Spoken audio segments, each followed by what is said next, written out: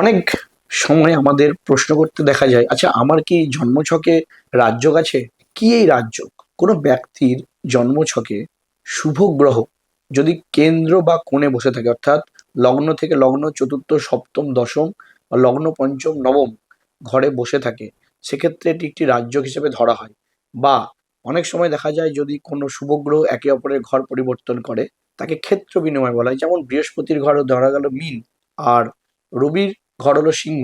দেখা গেল রবি বসে আছে মিনে আর বৃহস্পতি বসে আছে সিংহতে, তখন এটাকে বলা হয় ক্ষেত্র বিনিময় রাজযোগ।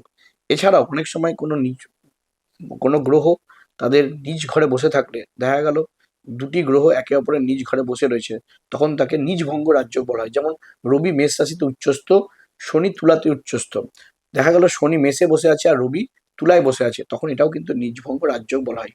এই সমস্ত ক্ষেত্রে জাতকরা অনেক ভালো ভালো কিছু সুযোগ সুবিধা পেয়ে থাকে, যেটা তাদের লাইফে অনেক কিছু প্রসপারিটি দিতে হেল্প করে।